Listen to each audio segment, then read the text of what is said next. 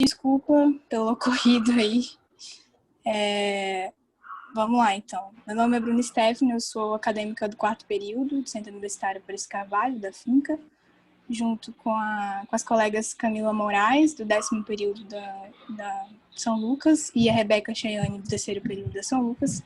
Nós vamos ministrar a aula de hoje sobre periocardiopatias. Pode passar. Introduzindo aqui um pouquinho, né, falando sobre a anatomia e a importância do pericárdio, né. O pericárdio, ele é considerado um tecido fibroceroso, né, que é o tecido que está em forma de saco, que envolve todo o coração e as raízes dos seus lados, né. Ele é constituído pelo pericárdio visceral e o parietal, que eles estão separados ali por uma lâmina de líquido ou um líquido pericárdio. Tem alguém com o microfone ligado.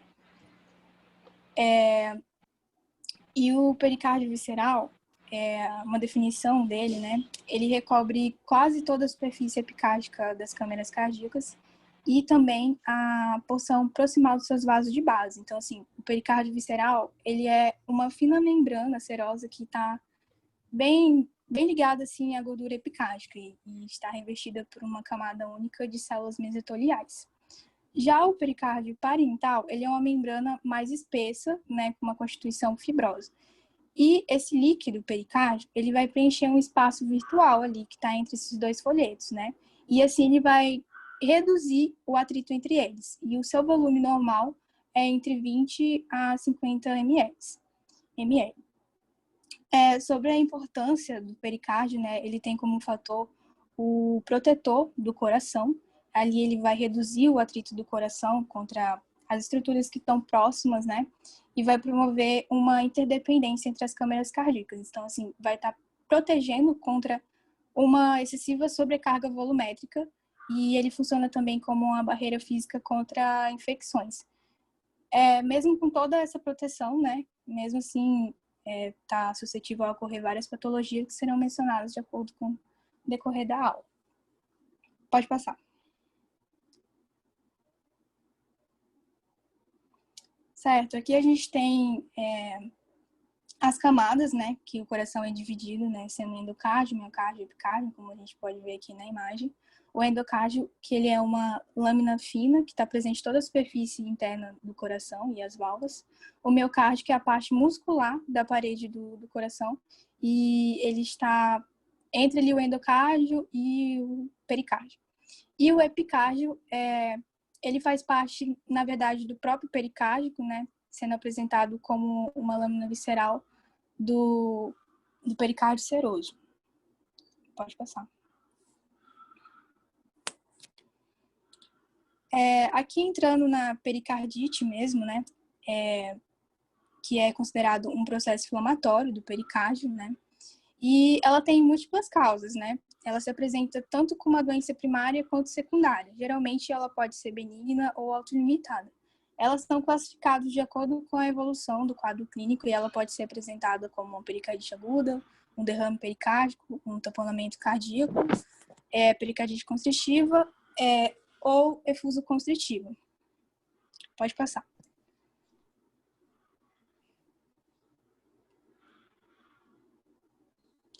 Aqui, sobre a etiologia, né? A pericardite aguda ela é uma doença que costuma acometer adolescentes ou adultos jovens, mas ela pode ocorrer numa ampla faixa etária, né? Desde criança a idosos também. Na maioria das vezes, a etiologia ela é uma infecção viral do pericárdio, ou a pericardite ela é idiopática. As principais causas das pericardites estão aqui nessa tabela, que ela pode ser infecciosa, né, viral, bacteriana, parasitária, doenças relacionadas ao sistema imune, doenças de órgãos adjacentes, miocardite, entre outras, metabólicas, neoplásicas, um trauma, né, principalmente no tórax, perfuro cortante, e outras situações de síndromes. Pode passar. Ok, a pericardite aguda. Ela manifesta com uma febre e também vai acometer as vias aéreas superiores, uma dor torácica, um atrito pericárdico, né? Essa dor torácica, ela pode variar com a respiração ou a posição do tórax, né? Geralmente, quando a pessoa inclina o corpo para frente, tem um alívio ali um pouquinho da dor. O atrito pericárdico, ele pode compreender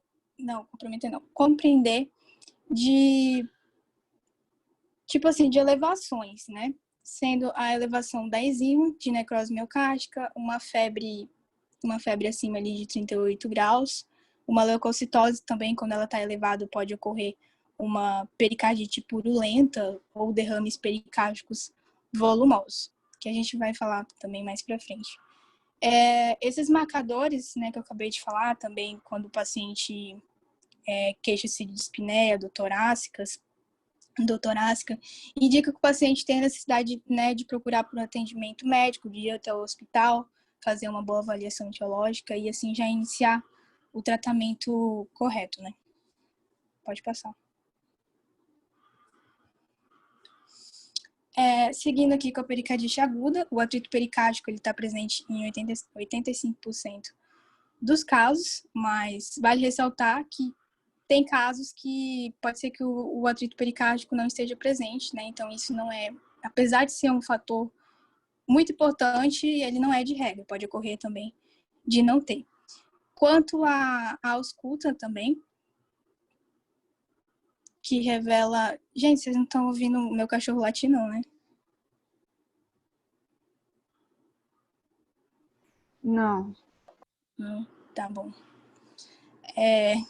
Quanto à ausculta, esse revela um atrito pericárdio, né? Ele vai fazer um somzinho de fricção que ocorre entre as duas camadas que eu falei, a visceral e a parietal, quando o pericárdio está inflamado, né? E isso vai resultar num sinal que vai ser tipo uma fricção de couro, como se tivesse alguma coisa esfregando, assim. E eu não consegui achar esse som para mostrar para vocês, né? Realmente é como se tivesse algo esfregando no couro. E assim, apesar do atrito pericárdio ser um achado clássico, igual eu falei para vocês, isso é muito importante mesmo. Ele não vai ser uma coisa principal para diagnosticar. Pode passar.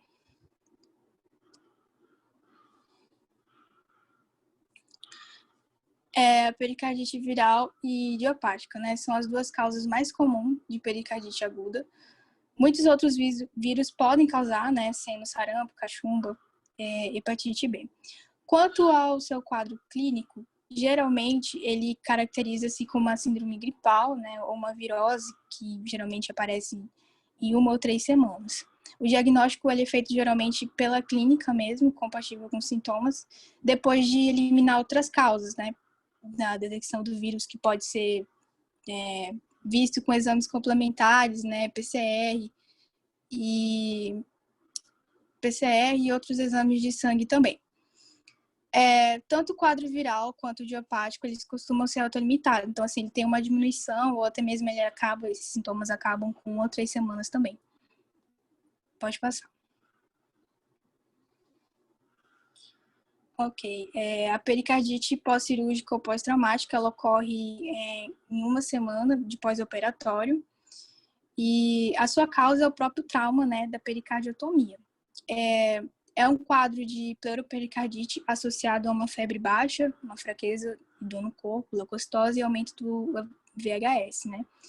Que é onde detecta ali a inflamação ou a infecção.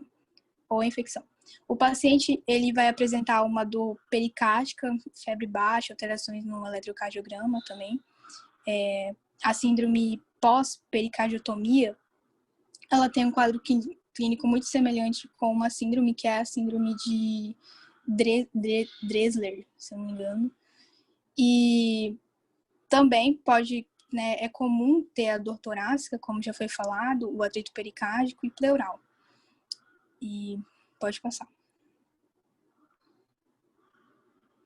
Aqui é a pericardite relacionada às colaginosas, né?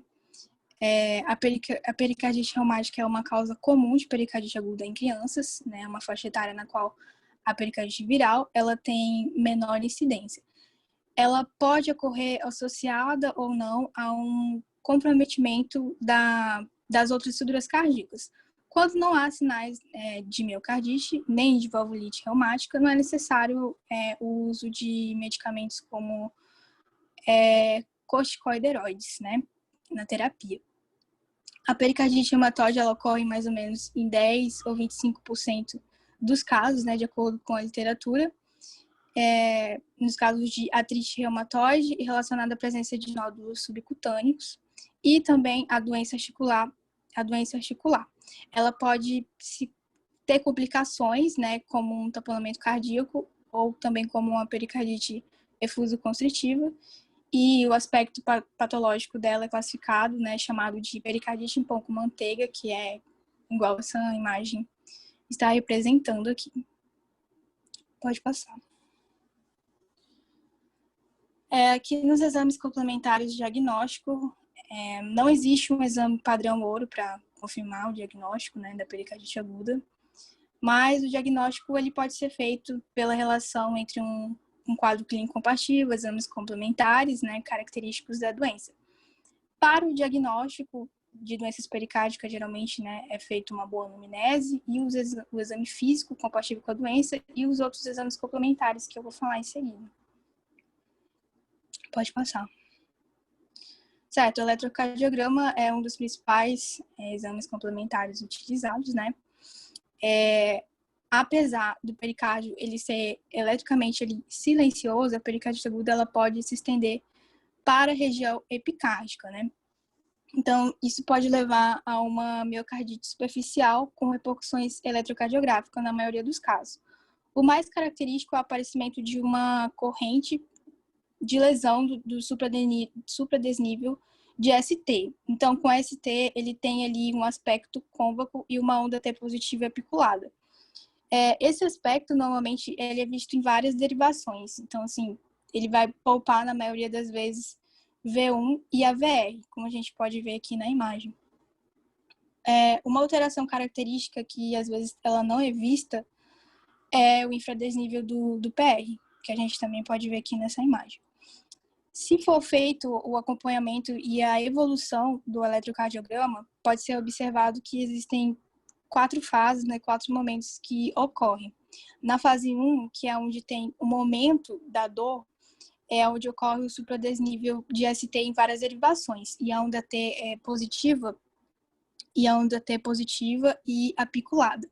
Na fase 2, que são dias após ali, vai ter a volta do ST, a linha de base, com a onda T aplanada.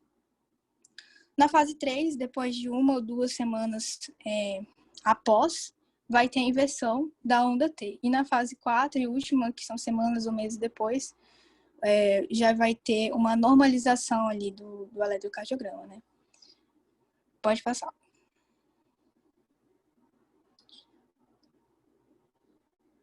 Não, aí. O ecocardiograma também é um dos principais exames, né? Uma ferramenta muito útil no diagnóstico dessas doenças, no acompanhamento da resposta terapêutica e no prognóstico, e ela é utilizada como um guia na drenagem do derrame pericárdico. E todos os achados ao ecocardiograma, eles estão associados à pericardite aguda, eles envolvem o aumento do espessamento pericárdico e também do derrame pericárdico. Então, assim, podemos ter casos de pericardite aguda sem alterações ao ecocardiograma. E eles são denominados uma pericardite aguda seca. O mais comum é a ausência de derrame ou um derrame leve. A ausência de derrame pericárdico no ecocardiograma, ela não vai excluir o diagnóstico de uma pericardite aguda, tá? Pode passar. Certo. Aqui sobre a radiografia de tórax, né? Geralmente, a radiografia de tórax, ela é normal, a não ser se tenha um derrame pericárdico, né? Moderado ou de grande quantidade, mas geralmente ela é normal. Pode ser solicitado os exames laboratoriais ali, né? Como a proteína C reativa, né? Que é o PCR, onde vai identificar possíveis infecções, né? A função renal também. E o TSH para investigação de causas metabólicas. O exame também ele pode revelar uma leucocitose discreta e um aumento do VHS. Pode passar. Aqui nessa radiografia de tórax, a gente pode identificar um tamponamento cardíaco, né? Na figura A, a gente pode observar que tem um aumento da silhueta cardíaca. E aqui na figura B, a gente tem uma visão lateral que está mostrando a separação das faixas de gordura pericárdica e epicárdica. Pode passar. Bruna, volta aí no raio-x, rapidinho.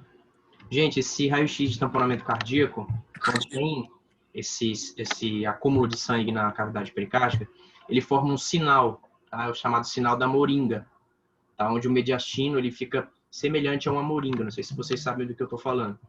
Mas quando tem esse aspecto aqui de uma falsa cardiomegalia, aliado à tríade de Beck, né, que é a hipotensão, tem urgência de jugular e abafamento de bulhas, você consegue fechar um diagnóstico pelo raio-x, né, através desse sinal da moringa aqui, que é predominante no raio-x de tamponamento. Eu vi sobre isso, só que aí eu fiquei com medo que as meninas vão falar ainda sobre tamponamento cardíaco. Mas vale, super vale o que o Vitor falou, gente. Pode passar. Aqui no tratamento, né? O tratamento geralmente ele é um repouso no leito mesmo, né? E tem que ser feito uma investigação diária, para não ter o risco de sinais de tamponamento cardíaco, que ocorre, né, em alguns casos. E os antibióticos, eles são adicionados. Então, assim, o tratamento da doença é de base principalmente no uso também de anti-inflamatórios, como ibuprofeno e outros medicamentos também, por umas 2 semanas, né? E os antibióticos, eles vão ser adicionados no caso de uma etiologia bacteriana.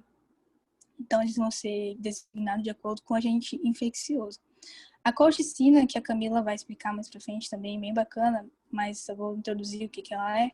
Ela tem a capacidade de prevenir a volta da doença. Então, assim, ela é mantida geralmente por alguns meses, 3 meses geralmente, como uma forma de prevenção mesmo, para a pessoa não voltar a ter o mesmo problema. Pode passar. Ah, não, passa não. Aí, não, pode passar, desculpa. Certo, aqui nessa imagem a gente tem uma pericárdio simples, né? Que é onde é feito um processo para a retirada do líquido, né? Que está acumulado no pericárdio. Como é feito isso? Uma agulha com diâmetro bem extenso, ela vai ser inserida ali no epigástrico, logo abaixo do processo de Foley, e vai ser avançada na direção do terço medial, né? Da clavícula direita. Também tem um local alternativo que é o ápice ventricular esquerdo. Geralmente, esse procedimento ele tem que ser realizado sob orientação ali de uma ecocardiográfica, né, um ecocardiograma, mas às vezes, quando é feito com urgência, não tem como utilizar e faz do mesmo jeito, tá?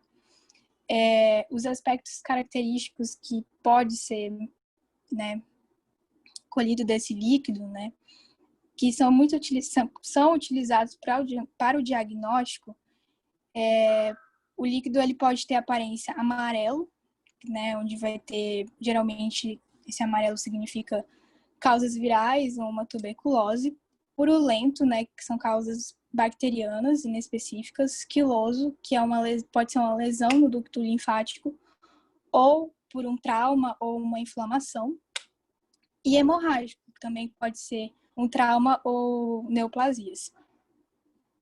Pode passar.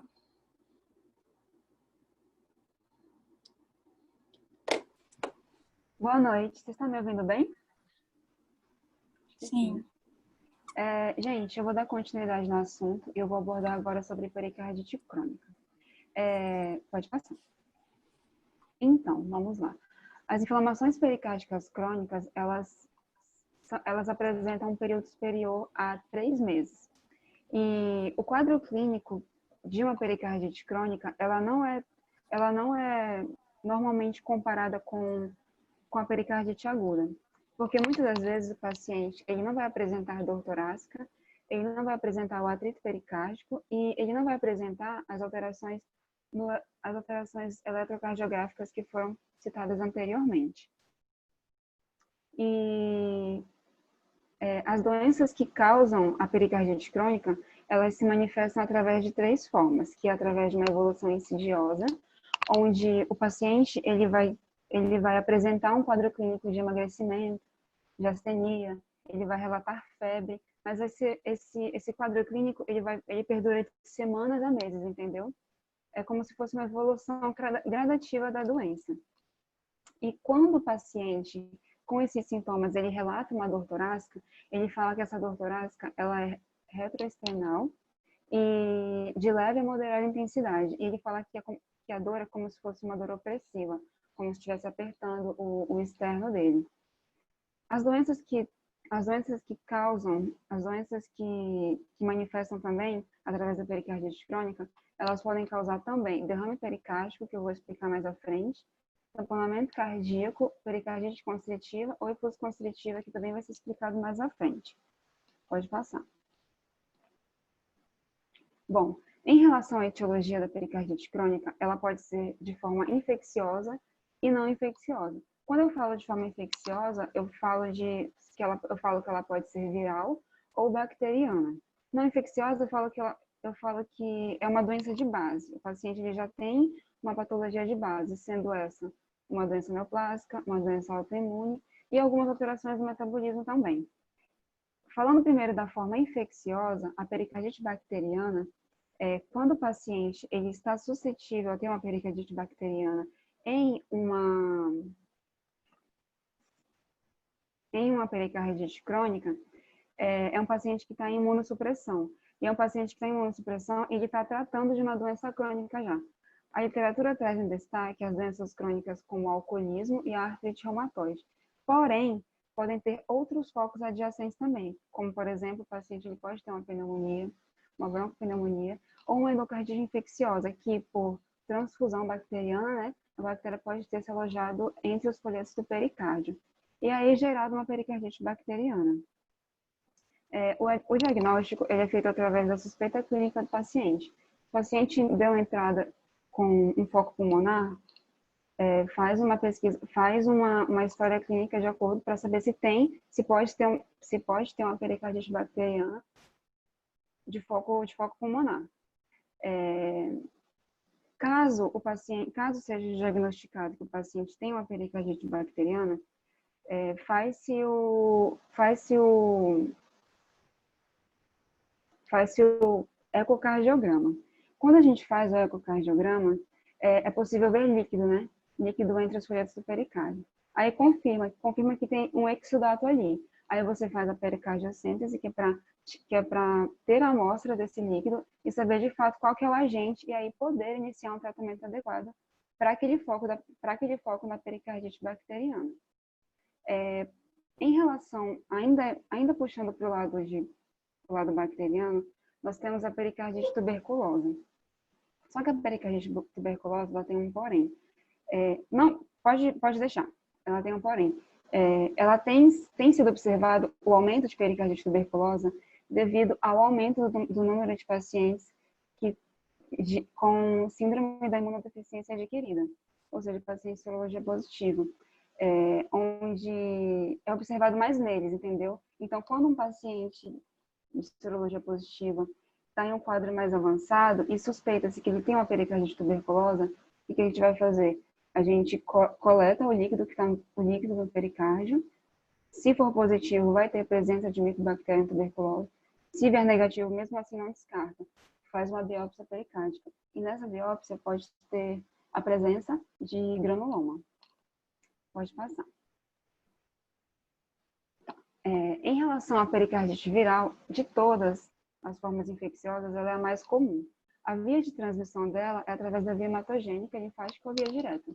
O agente etiológico de destaque é o enterovírus. E a confirmação diagnóstica é através da coleta através da pericardiocentese, onde você vai coletar o líquido e vai fazer a cultura. Cultura não. E vai fazer a pesquisa através do PCR do líquido. Caso venha negativo, não descarta também. Você pode fazer uma biópsia através do tecido do pericárdio. Em relação às doenças neoplásicas pericárdicas, quando um paciente ele tá em um tratamento de neoplasia, pode ser que esse tratamento interfira nos folhetos pericárdicos dele. É aí que vai surgir a possibilidade dele ter uma doença neoplásica pericárdica.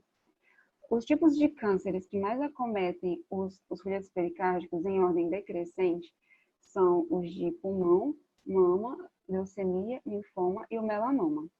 Caso um paciente esteja tratando esse tipo de câncer e suspeita-se que ele tenha uma pericardite crônica neoplásica, através da história clínica dele, através do exame físico, aí o que é solicitado? É solicitado a coleta do líquido do pericárdio e faz-se os marcadores tumorais. Os marcadores tumorais que são solicitados é o CEA, alfa-fetoproteína, CA125, CA72-4 e o CA19-9. Pode passar. Bom, em relação às doenças autoimunes, a pericardite crônica, pacientes que têm doença autoimune são bastante acometidos pela pericardite crônica. Principalmente quando a doença autoimune que esse paciente tem, ela não está em um tratamento adequado. Quando um paciente, por exemplo, que tem esclerodermia, ele começa a dar indícios de pericardite, significa que o tratamento da doença de base dele não está sendo adequado para aquele momento, entendeu? Ele precisa ser reavaliado. É por isso que em doenças autoimunes, quando o paciente se queixa de dor retroesternal, disfagia, emagrecimento, febre também, pesquisa-se que ele pode ter uma pericardite crônica, nesse caso. Das doenças autoimunes que mais acometem o pericárdio, do maior para o menor, temos a esclerodermia sistêmica, a artrite reumatoide e o lúpus eritematoso sistêmico. A esclerodermia sistêmica, ela pode acometer o paciente tanto em pericardite aguda quanto crônica. Quando é aguda, o paciente vai apresentar atrito pericárdico, cardiomegalia e febre, e também dor torácica. Quando ele já está em um quadro clínico crônico, o paciente que tem esclerodermia sistêmica, ele vai apresentar o derrame pericárdico e a cardiomegalia. Caso diagnostique o derrame pericárdico em um paciente com esclerodermia e não inicie uma conduta de forma rápida, esse derrame ele pode evoluir para um tamponamento cardíaco. E aí é uma complicação maior para esse paciente. Em relação à artrite reumatoide das doenças autoimunes, acomete mais em pacientes com pericardite aguda mesmo. O paciente relata dor retroesternal, febre, e aí o que tem que fazer? Tratar a doença de base. Em relação ao lúpus, o lúpus ele acomete de forma igual, tanto em aguda quanto crônica. E ele acomete os folhetos, tanto pericárdico e parietal. Na literatura não achei que tem grande presença assim que forma constantemente derrame pericárdico. Não, ele simplesmente prejudica mais os folhetos pericárdicos. Mas se tiver derrame pericárdico em um paciente com lúpus eritematoso, ele evolui de forma rápida também e pode evoluir para um tamponamento cardíaco, prejudicando mais ainda o paciente. Também temos a pericardite urêmica. A pericardite urêmica é um paciente que ele tem uma doença renal e ele está em protocolo de hemodiálise. E por algum motivo, essa hemodiálise não está sendo adequada para ele, ou está sendo feita em menor tempo, etc. E o paciente ainda está com muito volume dentro dele, muito volume. Aí o que acontece? Esse volume vai se deslocar para o pericárdio. Aí, quando desconfia disso, tem que reavaliar o paciente, a doença renal do paciente. Pode passar. Em relação ao tratamento de pericardite crônica, quando a gente fala de pericardite, a gente está falando de uma inflamação, né? Crônica, porque perdura por mais de 3 meses. Então, inflamação eu trato com anti-inflamatório. O anti-inflamatório de escolha, o anti-inflamatório não hormonal de primeira escolha é o ibuprofeno. Ele pode ser na miligramagem tanto de 300 a 800 miligramas, em um período de 6 em 6 ou 8 em 8. Isso vai muito de acordo com o quadro clínico que o paciente se encontra. Por que o ibuprofeno? Porque ele é uma droga que não interfere no fluxo coronariano do paciente. E quando o paciente ele tem a primeira crise de pericardite crônica e eu trato com anti-inflamatório, e após 2 semanas ele retorna com a mesma crise, e eu eu solicito para ir novamente o anti-inflamatório, aí pela terceira vez, ele tem a mesma crise, aí eu não vou só dar um anti-inflamatório, eu vou associar o anti-inflamatório com a colchicina, que ela pode ser tanto solicitada para paciente isoladamente, sem um anti-inflamatório, em pacientes que já tiveram pericardite crônica recorrentes, por mais de 3 vezes, ou associada ao anti-inflamatório. Quando um paciente com pericardite crônica, ao examinar ele, você percebe que uma hipofonese de bulha e você percebe que não tem atrito pericárdio, que é algo característico na pericardite, pode ser que esse paciente já esteja com derrame pericárdico já. Pode ser que seja um derrame pericárdico de pequeno volume. O que vai acontecer? Você vai fazer o ecocardiograma, vai averiguar que tem líquido ali presente entre as folhetas do pericárdio e vai solicitar uma pericardiossintese diagnóstica. Por que diagnóstica? Porque você precisa saber o conteúdo do líquido. Sendo viral, a conduta vai ser para tratar como se fosse viral. Sendo bacteriana, a conduta vai ser para tratar como se fosse bacteriana. Pode passar. Pode passar. Beleza. Em relação ao derrame pericárdico, quando a gente fala de derrame pericárdico, a gente pensa primeiro que é líquido entre o pericárdio, líquido entre os folhetos do pericárdio. É o acúmulo de líquido anormal, ou seja, quando ultrapassa o valor de 30 ml. E eles podem ser de característica volumosa ou não. Quando é um derrame de pequeno volume, geralmente em uma radiografia de tórax não aparece nada. Porém, a gente não pode descartar que o paciente tenha um derrame. Ele pode ter um derrame de pequeno volume. Logo, a gente solicita o ecocardiograma. O que causa o derrame? São as patologias de base, que podem ser tuberculose, as infecções, as doenças colaginosas, como artrite reumatoide, lúpus eritematoso e esclerodermia. Qual é o quadro clínico de um paciente com derrame pericárdico? O paciente com derrame pericárdico, quando é em pequeno volume, geralmente esse paciente é assintomático. Ele não vai se queixar de nada. Não vai se queixar de falta de ar, não vai se queixar de que está com dificuldade para deglutir, e não vai se queixar que sente aquela... Como é que é? Peraí. Plenitude abdominal. Ele não vai se queixar de plenitude abdominal. Beleza. Já quando esse derrame pericárdico, ele é volumoso, ou seja, ele é de 250 ml para cima, aí já vai começar a ter sintomatologia nesse paciente, que é devido à compressão do mediastino. Aí o que ele vai falar? Eu estou sentindo disfagia, que é a dor no esôfago, né? Dificuldade para deglutir, síndrome de dispneia. Por que dispneia?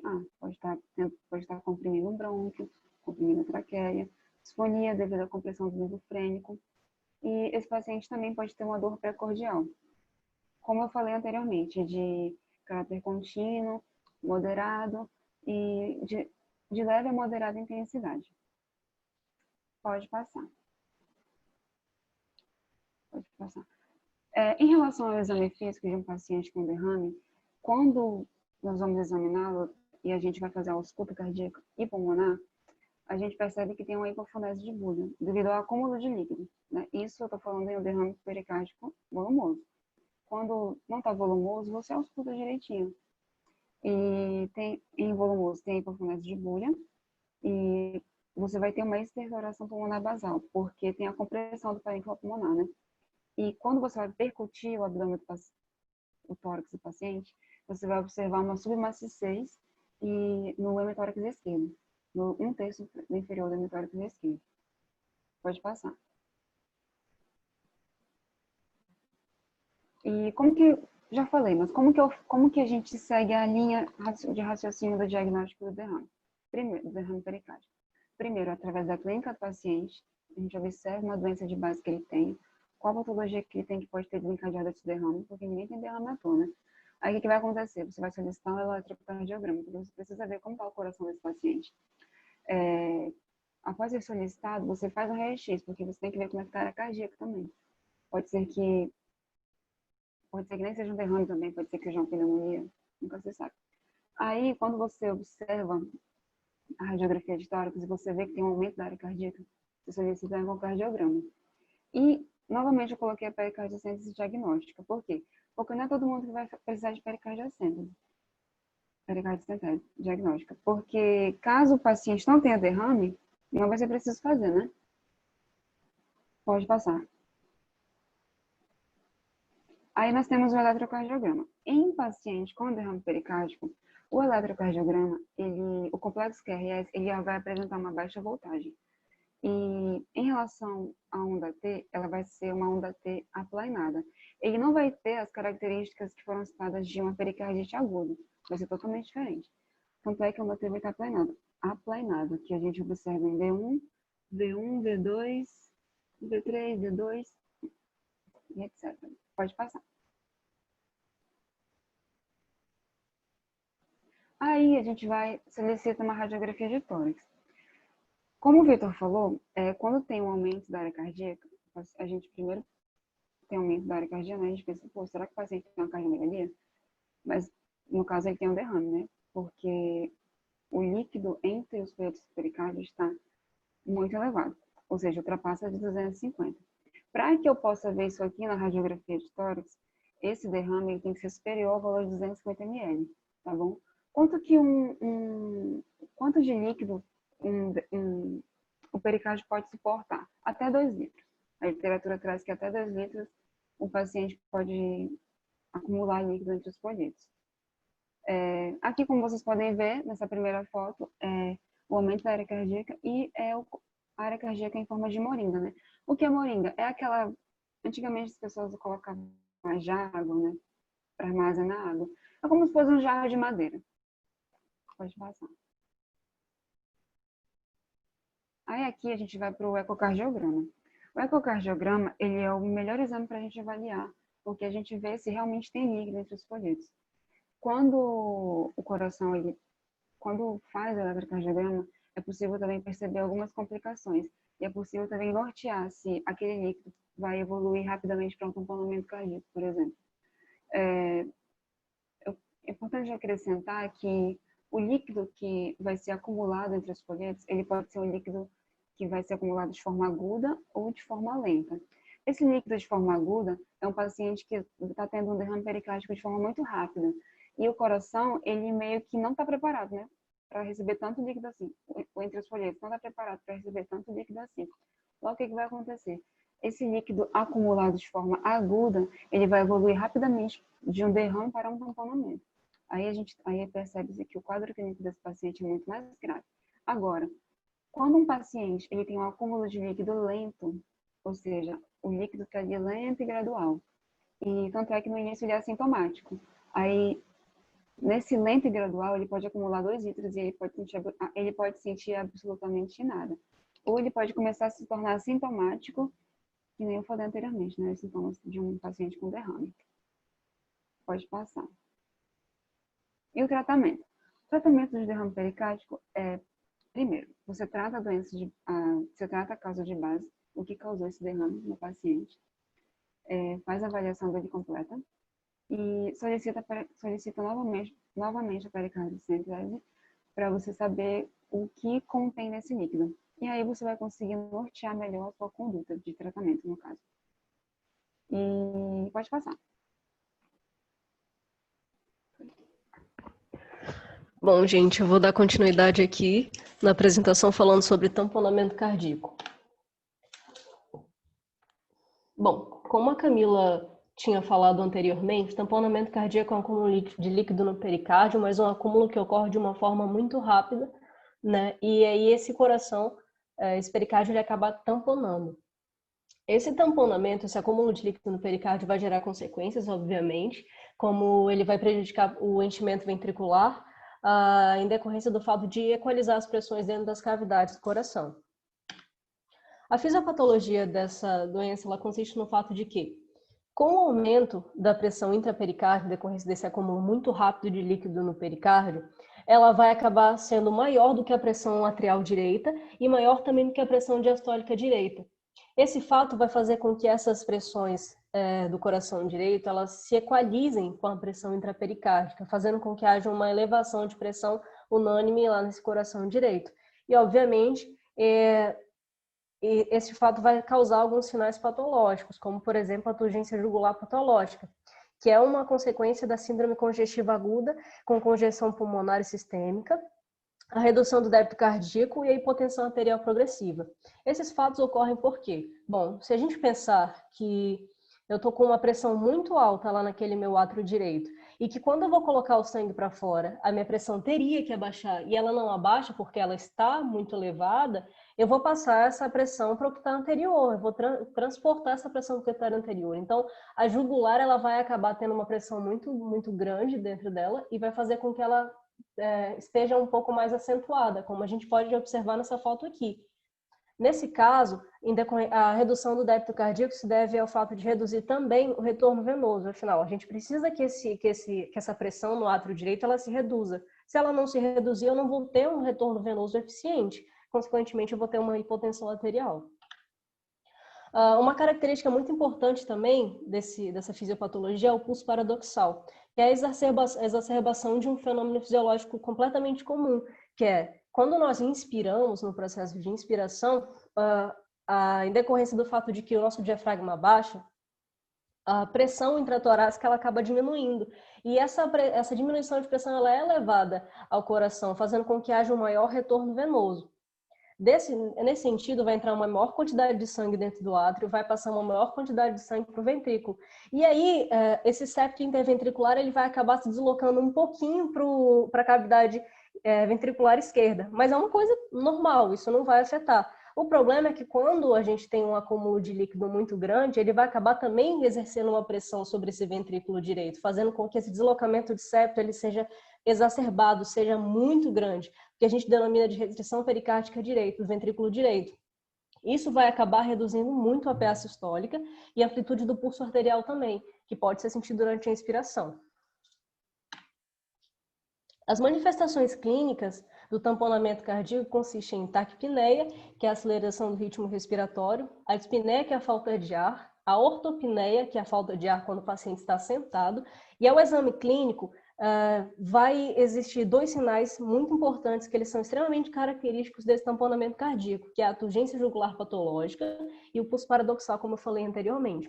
E em casos mais graves, a gente vai ter o que nós denominamos de tríade de Beck, que também já foi citado anteriormente, que é a união entre a hipotensão arterial, que eu já falei por que acontece, a turgência jugular patológica e as bolhas hipofonéticas. As bolhas hipofonéticas, eu sei que tem bastante gente que ainda não teve semiologia e também sofre como eu sofro em algumas aulas. Então, bem, a bolha fonética consiste no fato de que, por exemplo, se a gente estiver numa piscina e tiver gente falando lá fora dessa piscina e a gente mergulhar, a gente vai ter dificuldade de entender o que essas pessoas estão falando. A gente vai escutar, mas não vai entender direito o que elas estão falando. Se a gente considerar que esse pericárdio está cheio de líquido e esse coração está dentro, obviamente os sons que ele for fazer, eles vão ser abafados por essa quantidade de líquido, assim como o que a gente escuta também dentro da piscina é abafado. Então essas bolhas serão hipofonéticas, a gente vai ter dificuldade de escutar elas. Há também um tamponamento cardíaco de baixa pressão. Ele é associado com hipovolemia, ocorre menos frequentemente. É uma redução significativa da pressão atrial e do enchimento ventricular. Em consequência disso, a gente não vai ter turgência jugular patológica e nem exacerbação desse pulso paradoxal, certo? Uma das consequências principais é o tamponamento precipitado em decorrência da cessão de hemodiálise em pacientes com pericardite urêmica e a pericardite neoplásica também. Bom, no exame clínico que a gente observou, vão ter aqueles dois sinais, mas a gente precisa confirmar esse diagnóstico desse paciente. Vamos ter inúmeros diagnósticos possíveis, mas a gente tem que ver se realmente é o tamponamento cardíaco. Com isso, a gente vai usar os exames diferenciais, os diagnósticos diferenciais, que são 3. A radiografia de tórax, o eletrocardiograma e o ecocardiograma. No eletrocardiograma, a gente vai observar 3 sinais importantes, que é a alternância do QRS, que a gente pode observar, por exemplo, aqui nessa figura 8 que eu coloquei aqui. Se a gente perceber, esse QRS aqui está um pouco maior, esse está menor, esse está maior e esse está menor. Tem uma alternância nessa diferença de QRS. Tem uma baixa voltagem e tem também alteração do ST e da onda T. Eu coloquei aqui um eletrocardiograma normal para a gente poder ver essa diferença. Se a gente perceber, a gente tinha esse T normal aqui e ele está extremamente elevado, aqui está diferente. A onda T era para estar logo no segmento ST e ele não está, né? Logo depois aqui, e aqui a gente pode perceber que ela não se encontra, aqui ela está um pouco, aparece um pouquinho, mas não tão expressiva, e aqui ela também não está presente. No ecocardiograma, ele é um exame extremamente importante para o diagnóstico de derrame pericárdico e tamponamento cardíaco, e ele deve ser realizado em todos os pacientes que são suspeitos dessa patologia. Nesse caso, a gente tem que observar as seguintes coisas. Desvio do septo interventricular, que lembra que eu falei por causa do pulso paradoxal, aumento do fluxo da tricúspide em decorrência da alta pressão, a redução do fluxo mitral durante a inspiração, afinal, se o septo interventricular ele acaba se deslocando muito para dentro da cavidade ventricular esquerda, consequentemente vai reduzir esse fluxo ali. E dos principais sinais que podem ser apresentados no ecocardiograma é o colapso diastólico do átrio direito e ou ventrículo direito. Tanto que eu coloquei um vídeo aqui para a gente poder ver como que é expressivo esse sinal aqui. Aqui a gente pode ver, não sei se vocês estão conseguindo ver, o átrio direito entrando bastante, ó, ele está fazendo um movimento bem expressivo, bem intenso, e o ventrículo direito também, diferente de um coração normal. Conseguiram ver o videozinho? Deu para ver? Sim. Beleza. A radiografia de tórax eu não vou me prolongar, as meninas já falaram, né? Características de derrame pericárdico, coração em forma de moringa e tendência à simetria também. A abordagem terapêutica é a reposição volêmica, em determinados casos, suporte intrópico de dobutamina, para a gente poder aumentar a frequência cardíaca e o débito cardíaco desse paciente. Procedimento de alívio de catéter semi-efetivo e a pericardiocêntese imediata, né, que a gente vai drenar essa quantidade de líquido excessiva desse pericárdio. Bom, agora eu vou falar de pericardite constritiva.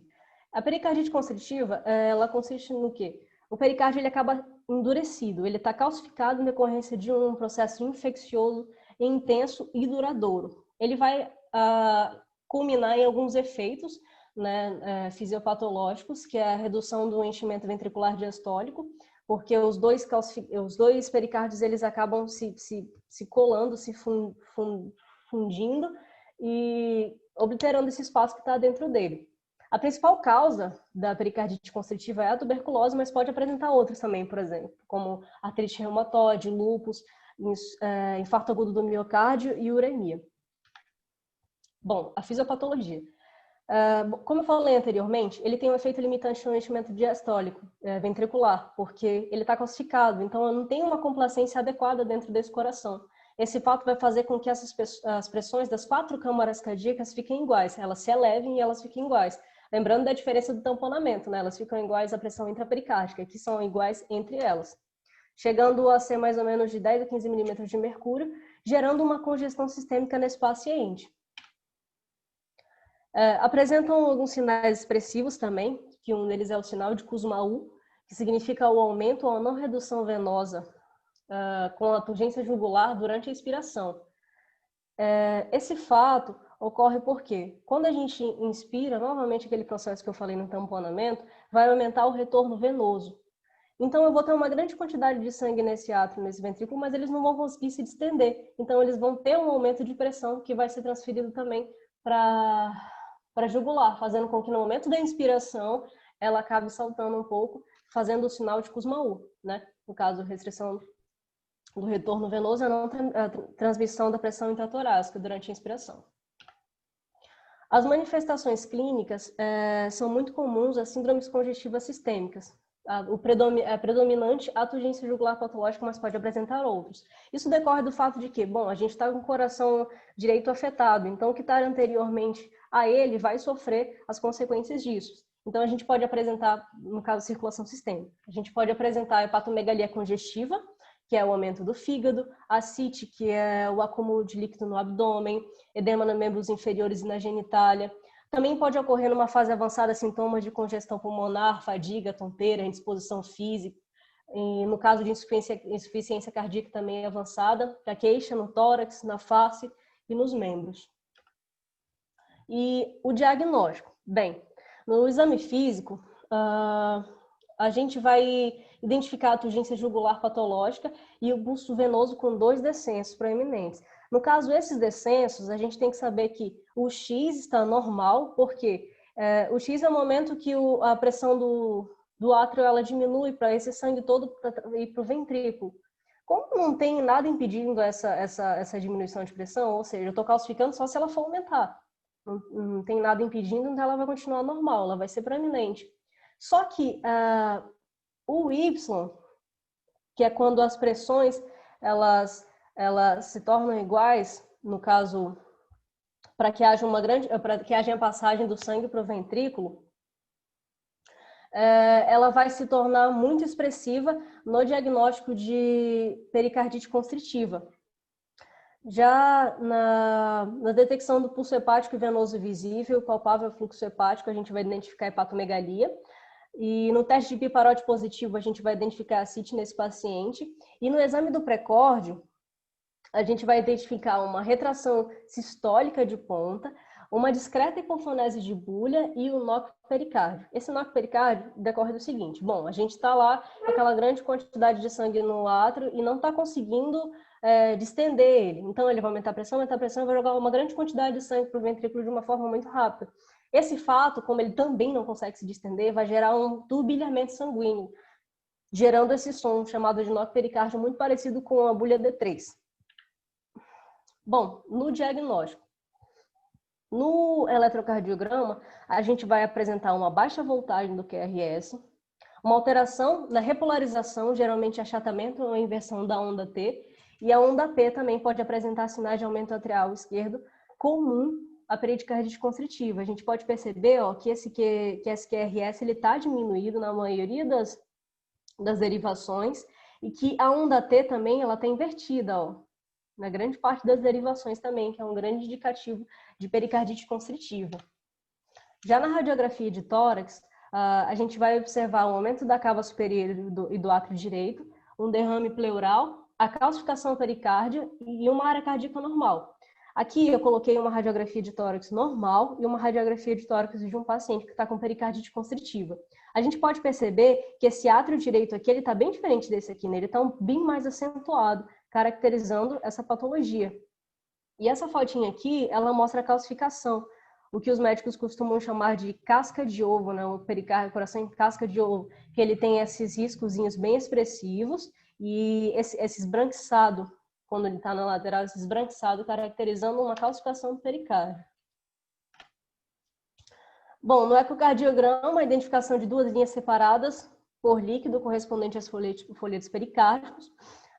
Vai apresentar um esbranquiçamento dessa região do pericárdio aqui também, da região do septo interventricular. Alteração do fluxo mitral tricúspide das veias hepáticas de acordo com a respiração. Aqui eu coloquei um coração normal e um coração com pericardite constritiva. A gente pode perceber que o septo interventricular menos expressivo, ele está normal, está mais reduzido, e aqui ele está bem expressivo, ele está mais gordinho, que a gente pode identificar nesse paciente. E a tomografia computadorizada, né, que o mau prognóstico é esse esbranquiçamento aqui, que a gente pode observar e indica a calcificação do pericárdio e também no septo interventricular, como a gente pode ver aqui, que indica fibrose e atrofia miocárdica associada. Também pode ter esse diagnóstico com cateterismo cardíaco e biópsia, no caso. Neles nós temos que identificar se a diferença entre as pressões diastólicas do ventrículo direito e esquerdo são menores do que 5 milímetros de mercúrio. Se a pressão arterial pulmonar sistólica ela é menor do que 59 milímetros de mercúrio. E se a pressão diastólica final do ventrículo direito é maior que 1/3 da pressão sistólica. Tratamento prognóstico. Bem, essa doença ela tem um caráter progressivo. Se ela não for tratada, ela pode levar a óbito em decorrência de uma insuficiência cardíaca. O tratamento é cirúrgico, pericardiectomia com a retirada do pericárdio parietal. No caso de um paciente com tuberculose, que é a principal causa, é aconselhável que ele espere, né, no período de 2 a 4 semanas no esquema HIP, antes da operação.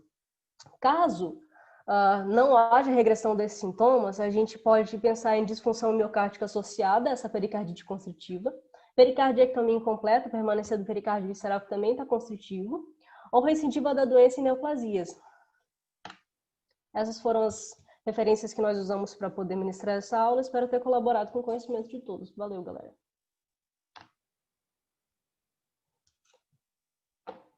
Muito bem.